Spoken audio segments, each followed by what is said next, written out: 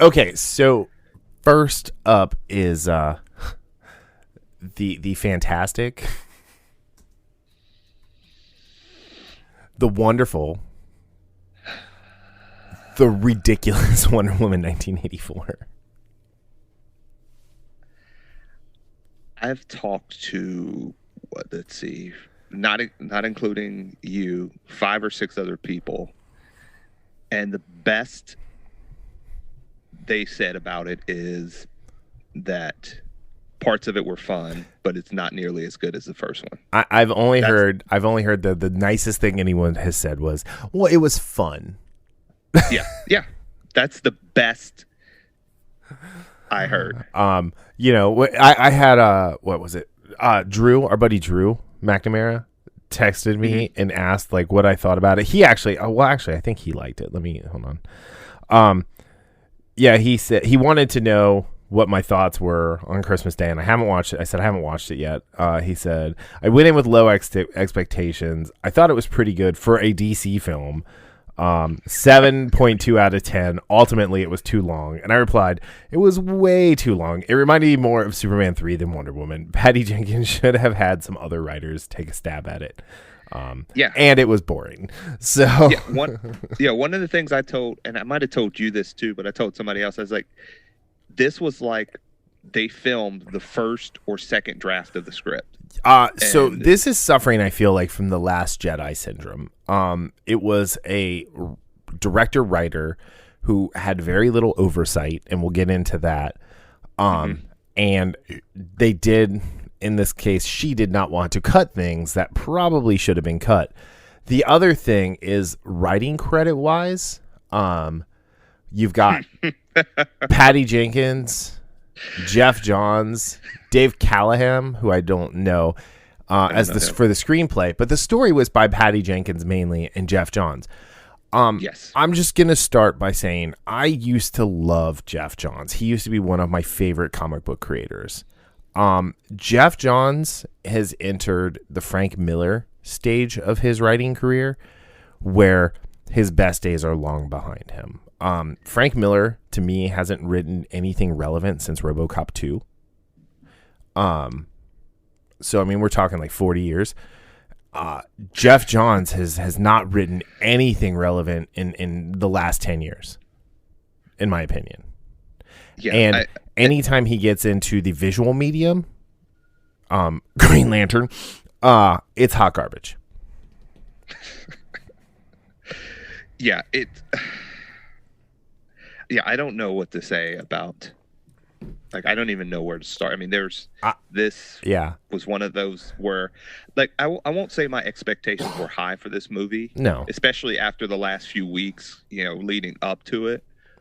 But I had expectations that it would be a halfway decent film based on, I thought it was going to suffer from sequelitis in the sense of it wasn't going to be as good as the first one. The first 2/3 of the first one, I should say. Yeah. I feel like it was right on par with the last third of the first movie. Yeah. Pretty much, yeah.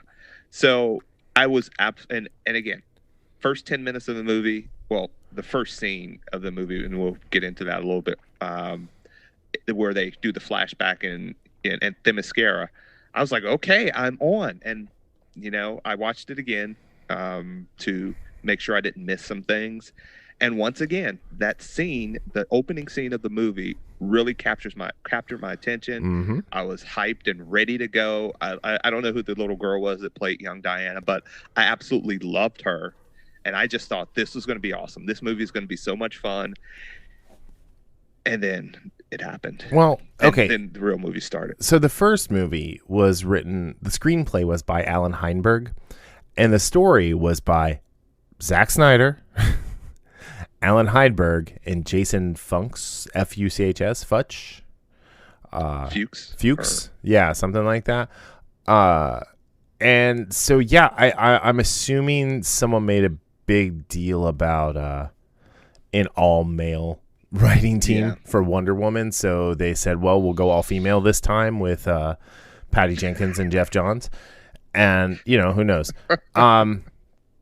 But, yeah, I mean, the first movie, I will say, was at least well written. And while there were parts from the first movie that were like beat for beat Captain America, the First Avenger, I mean, if you're going to copy something good.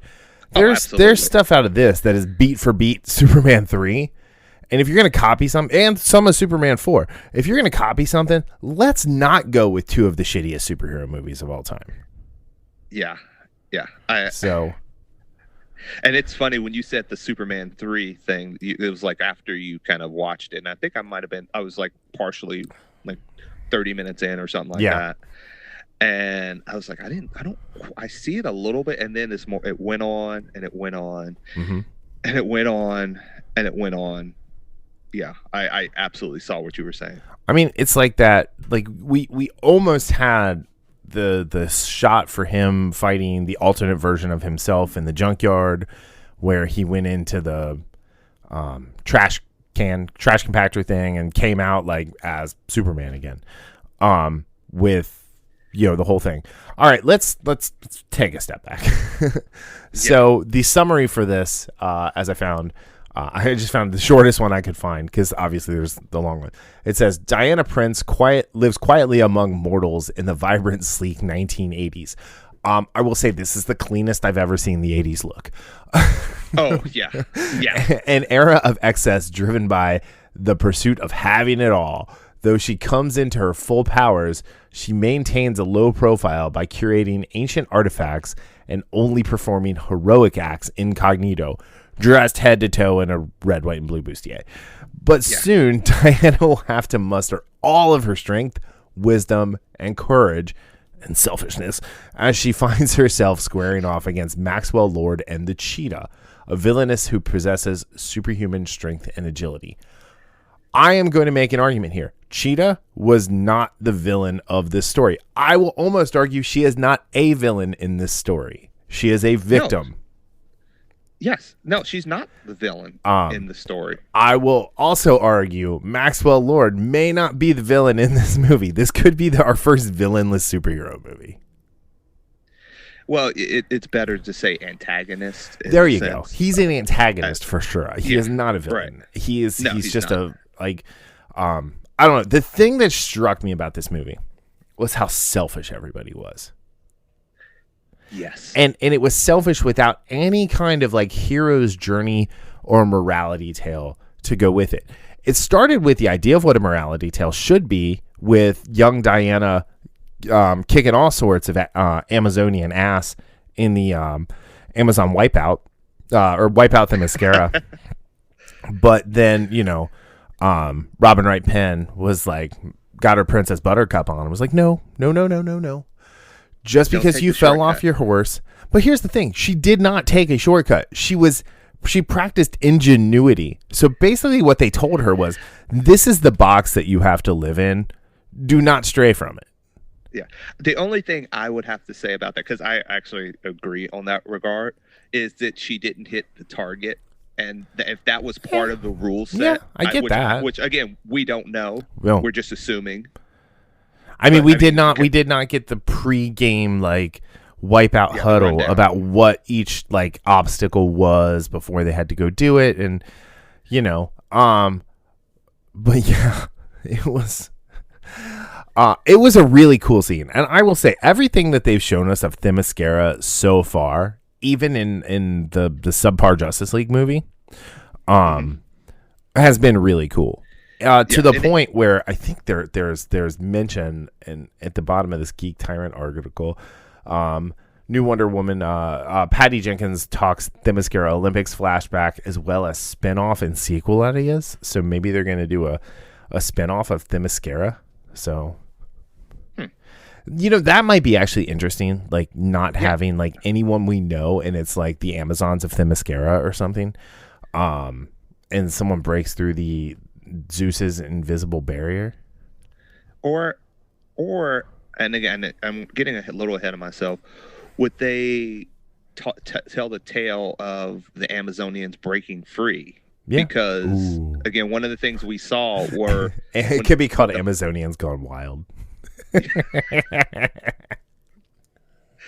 I should have known what that was for.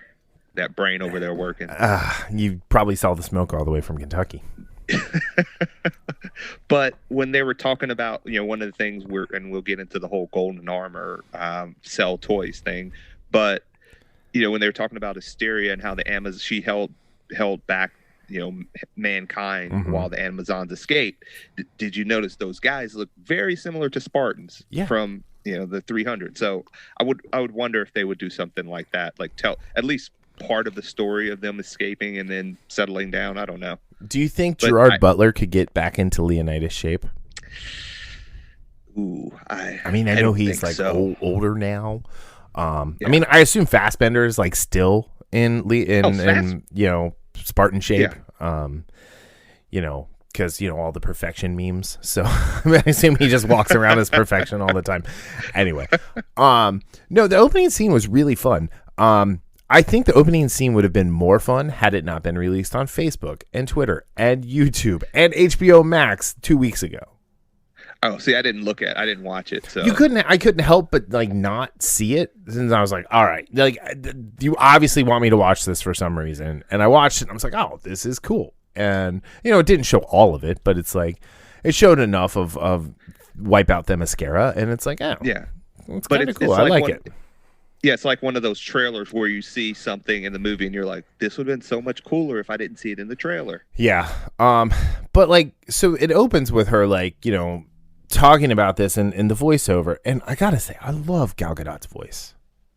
Yes. I love it. Like, I really, like, she needs to do like audiobooks on top of all of this, on top of her busy acting schedule. But, she talks about how like, oh, there were lessons and I should have paid attention. Yeah, because you still, by the end of this movie, had not paid attention to what you were supposed to have learned in that instance from Princess Buttercup. Yeah, and that's one of the several things that is wrong with this movie, in the sense of you see what they're trying to do, but they just completely just fall on their face so many times getting to the end of what they're trying to do. And there's just a lot of confusion. And one of the things I mentioned, and we'll talk about tone, considering, and this could lead into the second introduction scene. Well, hold on. Before we move on, like just one kind of last like beating of the dead horse. You finished Avatar, right? The Last Airbender? I have not. Okay.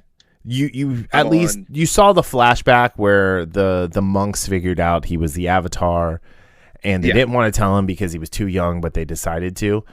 This is what happened if the Fire Nation did not wipe out the air nomads. Is they pulled him aside and said, you're not allowed to have fun anymore. You're not allowed to have any of this ingenuity. You were not allowed to be the best thinker of all of us, a strategist even. You have to fit into the mold of what we say you are and do it the way it's always been done. That's pretty, yeah. And that's what bothered me the most. Especially like someone with a daughter who is constantly pushing her to think outside of like her own little bubble, especially in this day and age where, she goes to school, she comes home. She has nothing else to do because everything is, shut down in the world. So it's like, how can she gain any kind of experience outside of a book? And right. So it's like, well, how would you approach that? If this was a real situation, how would you approach that? And there's no wrong answers when I ask that question. Unless it's like, oh, well, you need to make a snap and, get rid of everybody. Yeah. It's like, no, that's cheating and lazy. Yeah. So tell me about the biological weapon. No, I'm kidding. I'm 100% kidding. 80% kidding. All right, 12. Anyway, so, but yeah, okay. So this was the first opening. I feel like this is a strong opening to a movie. Yeah, because it gives you, it goes back to a little bit, telling you a little bit of the backstory of the character. It starts off giving you what you think is going to be the overriding theme of the movie. And I mean, it's just fun. And it's also fun. Yes. So and unique, and that is a way to start a movie. Mm-hmm. Unfortunately, the second opening scene happened. Yeah. The mall scene was ridiculous. It was clunky. It was ugly. And we grew up in the late 80s and 90s. And did you ever see a mall that clean? Absolutely not. And in the 80s, if somebody dropped a gun, I don't think there would have been the freak out like there is today. No, there wouldn't. And so, like, it was a very modern response to some guy who just dropped the gun out of his pants. Yeah. Because, oh my God, I'm so sorry. Let me put this away, ma'am. And then how did the other two guys, the guy who looked like the cross from Michael Keaton and the dude from Burn Notice, like, nobody knew who they were. Like, everyone's like pointing them out. I was like, how do you know they're with these two dudes? No one was paying attention to anybody until this guy dropped his gun, and then all of a sudden you know who all four of the bankrupt or the black market stealers are. Yeah, like you said, it was sloppy. It was too clean, and again, it's the tone thing.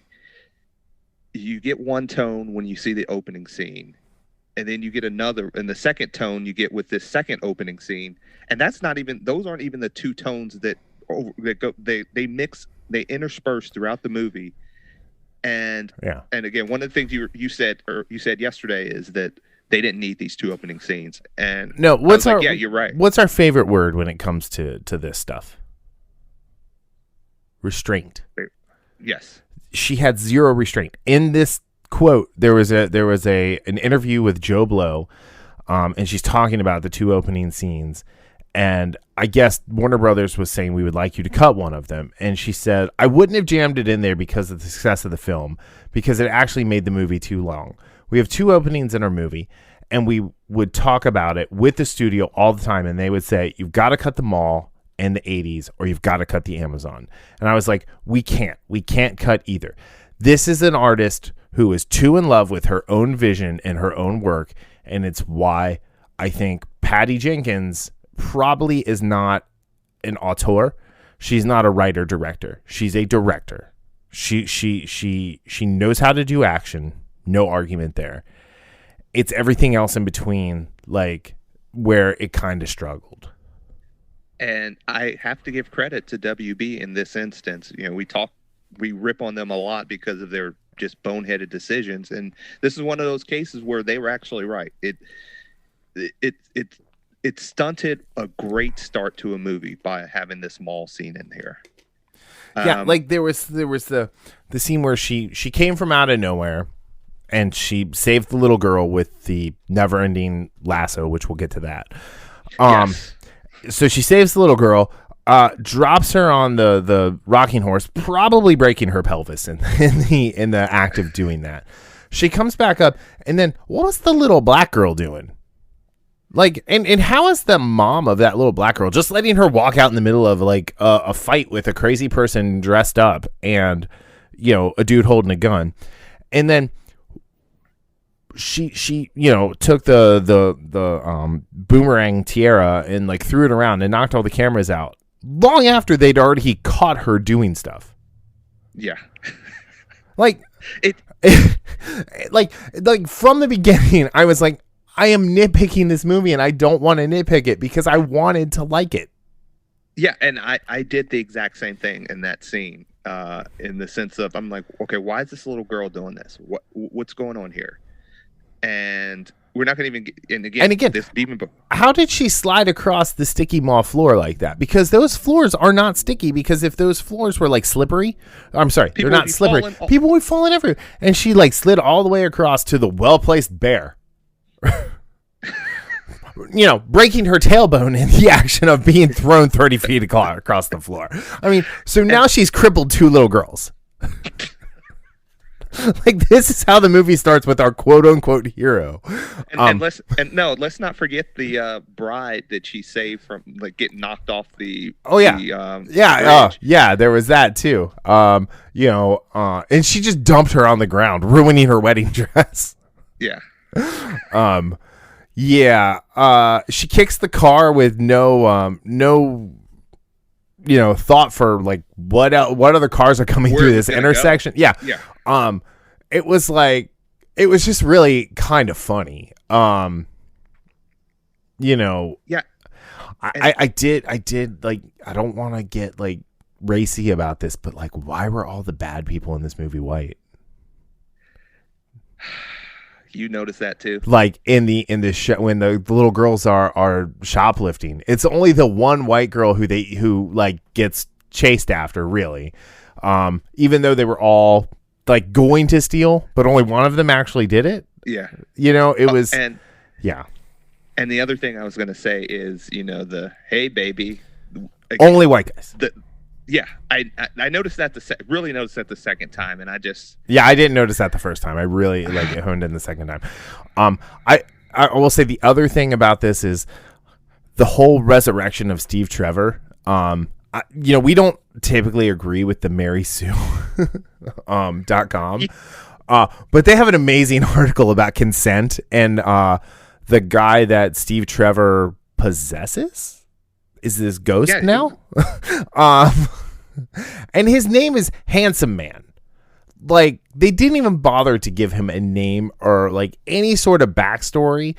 It's just essentially, we'll get to that. We'll get to that. But like, yeah, it was so heavy-handed. Yeah, the first one was not heavy-handed at all. And like, you know, they had a relatively diverse group of the wannabe Howling Commandos with Steve Trevor there. You know, there was the Native American guy, there was the French guy, there was the Hispanic guy, there was a black guy. It was organic. It made sense. Yeah. None of this movie made any sense. And we haven't even got to Kristen Wiig yet, who I thought was You mean Electro? Right? One of the weakest links of the movie. 100%. You know, Angel and I were talking about this because like she was kind of coming in and not watching it, and like Kristen Wiig is, I'm sure people find her attractive. I'm not necessarily in that camp, but like I'm not judging her. She could play the frumpy part, absolutely, but at no point would you ever think she's on the level of, you know, Diana Prince as far as like getting attention from anyone. Yeah. So, but we're jumping all over the place. Let's rein this back in. So the whole point of this movie is a wishing stone. The dream stone. The dream stone, that the monkey's paw, which they like every time that you hear them say monkey's paw, take a drink. Because you're not going to die of liver poisoning, but you're probably going to have a really nice buzz by the end of the movie. Yeah, and I think Minerva was the only one to call it Dreamstone because she said, "Sounds like it would be a dreamstone to me," or something along those lines. Yeah. But yeah, I thought for a movie that does not have a very big cast, I don't really feel like they did a great job casting this movie. Gal Gadot, however you want to say it, I don't know how to say it, is Wonder Woman. No doubt. I think she's great in the role. I think she looks the part, she sounds the part, and the physicality that comes with Wonder Woman, I 100% buy. Disbelief suspended. Yes.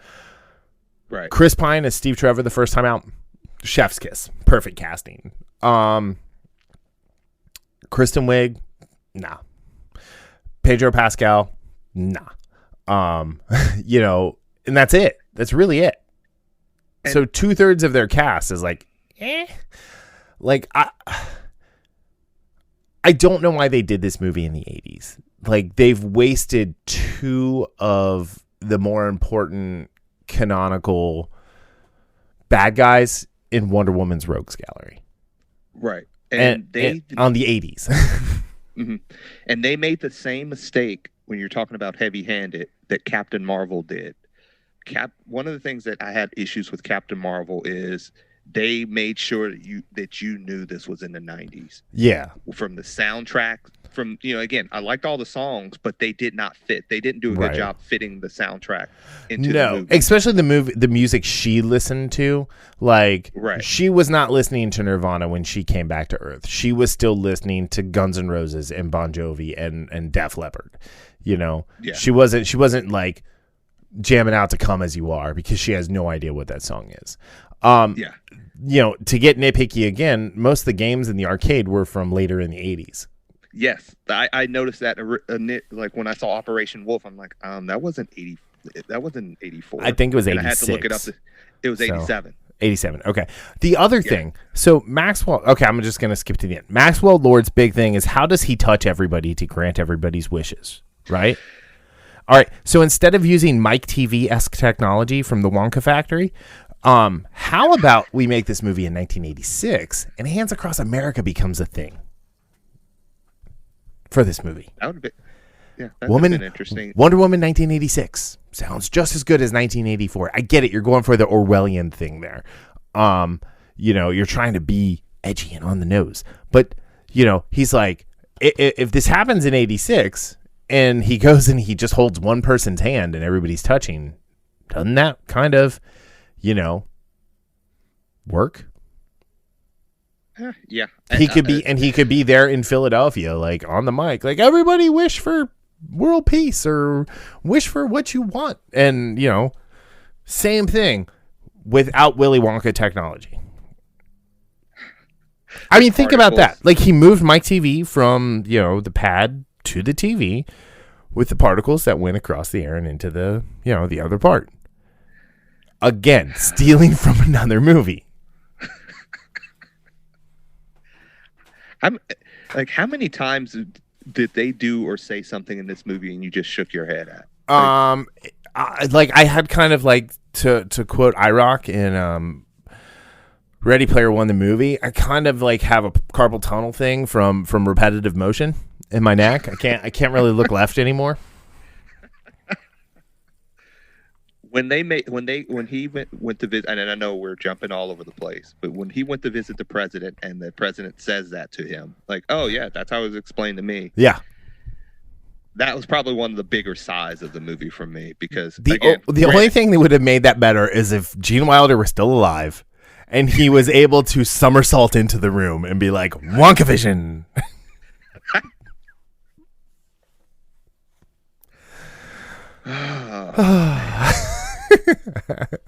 All right. Here's what I did like. I liked the chemistry between Diana and Steve Trevor. That was a given. I liked everything that happened in Bialya for the most part. I liked the way they kind of broke her down as her powers went away or were fading. Starting with the garage when she tried to pull the lock and he's like, oh, that's a strong lock. And it's like, okay, this is the thing she loves the most. Her powers.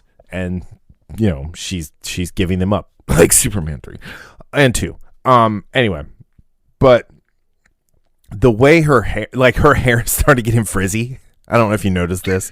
Like her makeup was like, well, I mean, one, Gal Gadot is naturally beautiful, so they had to like really work to like, kind of make her look tired and run down. But they did a great job like showing us what was happening because at no point did they ever tell us.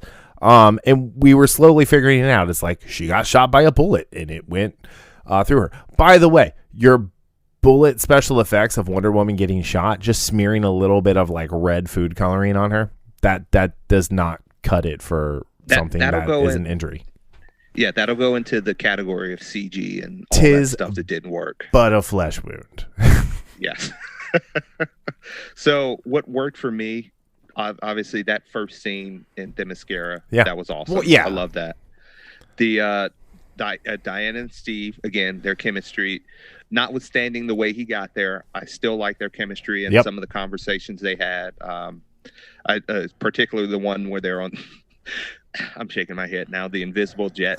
Okay, that was the other thing I liked. I actually liked how the invisible jet came to be because she explained it and she was talking about how she had tried to do it and she did it with a coffee cup and she lost it. So she had no idea how long it lasts. So, that was great. I loved that part. So the other things that worked for me were cheesy, but it that and then how it related to her learning how to fly. But like that scene. the effects of that were so bad. So bad. So bad. Again. I mean, like, Clark learning to fly on trying to learn to fly on Smallville 15 years ago had better production value than that. Yeah. So, and then the other thing, this was very heavy-handed, but I didn't mind it. And probably because of the 2 hours before it kind of broke me down, I guess. But her plea to humanity at the end of the movie, I liked how it how I connected it to the lesson that she learned in that first scene. Although the way they got there was so bad and so janky that a lot of people it's not going to resonate with. And again, I just like Gal Gadot's the earnestness in which she was talking to people, even though, people were listening in different languages and all that stuff, but whatever. And that's it. Those are the things that work for me. Yep. No, I agree with all those. I liked the flying stuff when they were. I liked when they got in the plane and he's like, because I mean, a plane is a plane. From what I understand from my friends who have pilot's license, like you can get in a plane and it's the same basic principles. It's just which switch is it? But that was great. But all right, are they going to shoot us down? Yeah. Flying through the fireworks was really cool visual as well. I really like that. Yeah. So, Bialya is a terrorist state in the DCU. So it was nice to kind of see that bit of lore added into a live action film. But okay, I wouldn't have known. I didn't know that. Okay. Well, super nerd. So, but I like Gal Gadot. I really, really do, and I'm excited to see more Wonder Woman with her. I want to see somebody else who understands the character get a crack at the title. We say that a lot when we're talking about some of this stuff with superhero stuff, understanding the character. Well, superheroes like. Okay, I'm going to switch gears for a second. Aquaman is a really easy character to do. He's a really hard character to get right. Mm-hmm. Same with Superman. We've talked about Superman, and I've given, there's a whole 110 episodes ago, a whole episode about how you can fix all of these characters. You guys can track it back down. It's me fixing the DCU, movies and comics, by the way. Wonder Woman I feel like Wonder Woman is a hard character to get wrong. Because she's got a lot of things going for her. One, she comes from a warrior society. So she's already going to have some level of naivete, about her, about how the real world works. Two, she's got a strong warrior's code about how things should happen and how things should go down. So she's got a really strict sense of morality, right and wrong. This movie did not touch on that. Actually, this movie went as far as it could to dispel that. And then three, she's got a really awesome power set, but she's not wholly invincible. Right. So when you have her, like when they showed the vulnerability of her in this, that was a great moment for this character to learn some humility that she maybe was not quite in touch with since she was a little kid. And that was the lesson, right? You need to be humble. You need to do things the right way. Like, I get that. At the same time, she needs to be ambitious. She is ambitious. She is, one of these people who can do, lots of different things, which is what makes her amazing and wonderful. Yeah. And also I didn't mention that, but like you said, I did like how they slowly showed her breaking down her power set. Yeah. There's no way Cheetah beats her in a fight, even when they have even when she's at the lower power level, because Barbara Minerva did not all of a sudden know how to fight. Yeah. She just said she wanted to be like her. She didn't say she wanted to be her. She did not pick up advanced ancient Greek and Themyscirian battle martial techniques. arts. Yeah. Right. Yeah, just because you're fast and strong, that gives you an advantage over people who aren't as fast and strong. But you're going to get someone who all her life has been taught to fight. Yeah. Like let's look at like Ronda Rousey before like Holly Holm took her to task. Like she's not a big woman. She's relatively short. She's she's got a great center of gravity, which is what makes her such an amazing judo practitioner. So when she fought some of these women who were bigger, had longer reach, were definitely stronger than her, she was able to use her skills that she had honed her whole life to be dominant. Mm-hmm. Now, she went up against Holly Holm, who was just better that day. And, that's how it works. But at no point, even as she's like, Diana is breaking down, like, I don't see her relying on, the magic Wakanda bracelets, or the Wolverine bracelets. There's a great meme that Haley sent me. It was Deadpool doing the X-Force, and then Wonder Woman's like, hey, that's my move. And then T'Challa's like, no, this is Wakanda forever. And then Wolverine's like, I've been doing this for 50 years. So, but, I liked how they went out of their way not to make her a one-trick pony this time around with that one move. Right. Unfortunately, they overcompensated with the never-ending lasso of truth.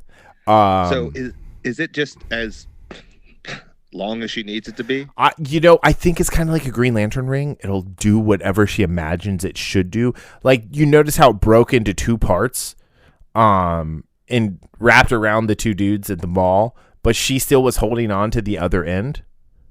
Right. Yeah. She was for someone who's a really good fighter and has been documented in this whole cinematic journey as a great tactician warrior. She sure took a long time bringing down 4 normies. Yeah. Now that I think about that, they took her a long time to break down 4 normies. Maybe she got soft living in DC. Maybe that's what the whole problem was, right now. Yeah. But yeah. We haven't even talked about Pedro Pascal. So going in, there were people saying that this was like a Trump thing. Patty Jenkins saying it's a Gordon Gekko thing. I think it's totally making fun of television evangelists. I think it's closer to that too, because yeah. Again, this is one of those cases where I liken it to, I think season 2 of The Punisher? Seasons, right? I only watched the first half of the first episode of season 2, and I did not like season 1 enough to deal with more Frank Castle bullshit. Oh, okay. So it was one of the articles, a couple articles came out talking about, they're talking about the white nationalists and stuff like that. It was, and I went in with that expectation, and then going to watch it, which again, Punisher season 2, it's a letdown. But what were the white nationalists in this? They weren't. That's what I was getting. He had a really diverse staff. Like, his chief of staff was like some black dude who was supposed to be going for an accounting job. Oh no, I'm talking about Punisher season 2, and then how it relates to Wonder Woman 84. Talking about this was making fun of Trump. I did not see that. I don't. No, I didn't. I didn't get it. Like, he had like funny hair. Like, maybe that was like the thing. But like, it's the 80s. He had Everybody a had fabulous head of hair. Yeah. Like, I don't know if that was a wig or Pedro Pascal's real hair. I like to think it's his real hair because it was just fantastic. It was 80s hair. Yeah, it was 100% 80s hair. The scene where Steve Trevor comes out and he rolls up the suit sleeves and he goes, I guess they do this now, was I was dying during the fashion show. Does everybody parachute now? Does everybody?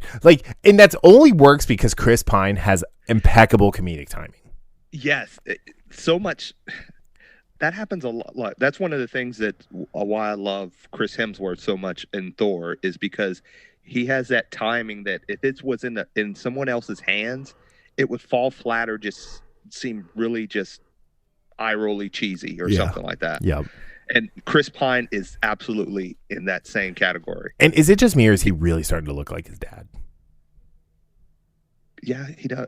Like I was noticing his hair. I was like, it's getting a little gray around the edges. Well, I mean, that could have just been like makeup, like, you know, they Which could have I just wasn't graded sure up a about, bit. yeah. Yeah, I don't know. But like in his face, he is starting to look more and more like his dad, where like before he did not really look like, you know. Anyway, so, all right, like Pedro Pascal was not.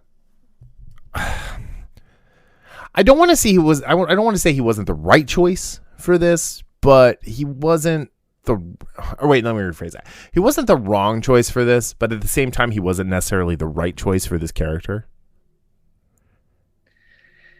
I see what you're saying. I see where you're going with that. And mainly because, and so this is where I the burden of knowledge about some of these characters in the comic verse is like Maxwell Lord was a part of Checkmate. He was, I don't remember if he's a Black King or White Queen or White King, but he was a member of like a really like nefarious spy organization.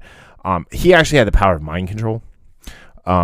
That's why Wonder Woman broke his neck and like became a villain for a while during the whole OMAC thing. Spoilers, but that sounds like Jessica Jones and yeah, Kilgrave. Similar. But I mean, like, you know, the Purple Man like was able to do that stuff too. And he didn't rape Wonder Woman. He just had her going around doing bad things. He had a lot of heroes. Plus, you know, he killed Blue Beetle, which that's not okay. You don't kill Blue Beetle. He's lucky Booster Gold didn't get to him first. But the whole becoming the Wishing Stone thing, I did not like how he broke down. Like, I feel like as he was taking the things that people prized most, I don't feel like the becoming the stone would have broken him down, because like that would have led me to believe that the stone would become weaker over time as it granted more wishes. Which it based on our history lesson in this movie, it wouldn't. No. Because they couldn't destroy it. Right. Like, I feel like he would have become stronger, and I would have liked to have seen him become stronger. And to be honest, rather than the slogfest fight between, animal version Barbara and Wonder Woman, I think it'd have been cooler to watch Maxwell Lord have a little more power and maybe be able to use some of that mind perception type stuff against Diana to make it at least a believable fight, and maybe have her fighting with herself, especially after having given up Steve the way she did. I think that would have worked a lot better than what we got. I'll be fair. This is me second guessing. I didn't write this movie. I didn't create the art that is this movie. So, I definitely think Patty Jenkins had a lot to live up to after the first movie, because the first movie is super well received. This movie opened on Rotten Tomatoes with like an 89% it's the first movie in a long time I remember that has had its fresh designation on Rotten Tomatoes revoked, because the critic ratings, it was at like 65% last time I looked. And the audience ratings went from like the 90s down to the low 70s. It might be lower than that now. I didn't look today. Yeah, I haven't looked, but yeah, it was the bomb drop of the ratings was people actually looking at the movie and as a movie itself, and not as, hey, Patty Jenkins did this, right. Which I think sometimes that happens with, especially with, some of these certified critics. They look more at who's directing, who's writing. Well, I mean, what they're trying to the say. Certified critics that get to see like get to write the reviews pre-embargo, they're behooved to write nice things about everything that they're given. Yeah. So just plain and simple. All right. So real quick. So Christopher Polaha, who played the handsome man. So Diana wished that Steve was back. Why is it that like Steve had to inhabit this dude's body, but when the president said he wanted more nukes, 100 new nukes showed up? Why didn't he just show up out of the ether? It would have made yes. way more sense. And I understand the thing that the Mary Sue was talking about consent and how this guy did not consent to have his body taken over and have Wonder Woman do the things, to quote unquote, to quote Varys and Cora, to do the thing, and so I don't know if I want to go that far with it necessarily, but at the same time, it really does hit on a point because like, did nobody wonder where this guy was for a few days? Yeah. And yeah, we don't have to go that far into it, but it's right. One, it never made sense. It didn't go anywhere in the sense of they didn't figure out why it was his body. Right. Like they could have been like, oh, he was my great grandson or something like that. Right. Yeah. And then it was kind of predatory of her at the end, like hanging out outside of his place. Yeah, that's like I found that really just kind of a strange beat. It's like, I don't know. It was just odd. There was no need for it. That should have been completely. That's one of those things. Like if it seemed like a first or second draft where if you're looking over it, you just say, you know what? Why don't we just have Steve appear as Steve? Right. And I think it'd have been more interesting too for other people to actually meet her Steve. Right. Yeah, I don't know. It was strange. It was just really, really strange. It's just one of the many just weird choices that either didn't go anywhere or didn't service the story like it should have. Okay, so here's the last thing: is this movie got pushed back like 6 times? If this is the movie that had come out last summer, before everything like kind of went down, do you think you would have enjoyed it more? Or do you think because of all the hype that we kept hearing about this and the fact that all the marketing stuff came out at the beginning of 2020 and we were inundated back then and like we kind of still, we still see that Wonder Woman in the golden suit on the as a peg warmer. Do you think that changes how you felt about the movie? Absolutely not. Okay, because I'm the same. I went in wanting to like it. Yes, and again, for all the reasons we've mentioned, really enjoyed the first one.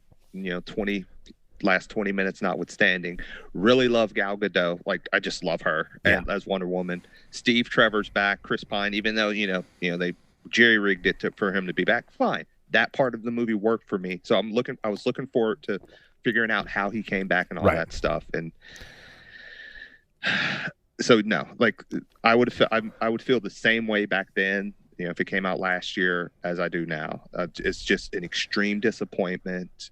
It suffers from, again, a lot of movies, a lot of sequels have that issue where they want to go bigger and badder and they miss the point of the story. They miss out on the character study. And that's what this did. It tried to do it, but it was very messily done. Yeah. In the sense of it was. I think messily is a great way to describe how this was. All right, the last thing. Let's talk about the end credit scene with Linda Carter. Why? Well, one, why, and two, it left with the cringiest line ever when the lady asked her name and she said it's Asteria, and she said, "Oh, that's a beautiful name," and she goes, "It's from my culture." What does that mean? It's from my culture. I have no clue. Like, it just left the movie on such a like cringe note. Like, and it was already kind of cringy as it was. Like that whole scene. I feel like that whole scene was thrown in at the very last minute. Yeah, I was actually waiting for her to wink at the camera. Yeah. So, or like to like brush her hair back and you see her like her gauntlets or bracelets of power from her time as Wonder Woman. I don't know. I like that. Just nothing about that scene worked for me. And I love the Wonder Woman TV show. Like a lot of that stuff I find like really hard to go back and watch. Just like the Hulk, the Incredible Hulk. But the Wonder Woman is still really fun. And Linda Carter is awesome in everything. Like especially when she was the principal on Sky High. I was just about to say. And I'll bring up Sky High every single podcast. I love that Sky movie. High. It's so good. I love that movie. I like it. And then like, did you ever watch Zoom with Tim Allen in the I never watched that. No. The kid from The Happening and Kate Mara. You know, that's a good one too. As far as those like kid superhero movies. Okay, out of 10 never-ending lassos, what's your score? So it actually went up to probably like a 4.5. Okay. After seeing the second time. So I gave it a 5. I you know, for me, anything like a 7 and above is really good. If it's really bad, it's 4 and below. I feel like this is a middle of the row DC movie, so it's a 5. Like, it was better than Birds of Prey and Justice League and Batman v Superman crap of crap, but it wasn't as good as Shazam. It wasn't as good as Aquaman. It certainly wasn't as good as the first Wonder Woman movie. It was better than Suicide Squad too. I can't do that movie now. Like, I can rewatch Suicide Squad. So I watched this twice, so none of you have to.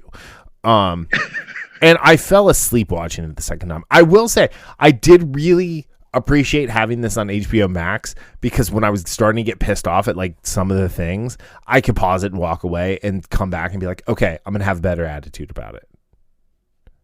Yeah, I will say that actually does help, because if I would have saw this in the theaters, I probably would have given it a lower rating. If I had spent money other than like the money I was already going to spend for HBO Max for the month. You got to see this for free, you cheap bastard.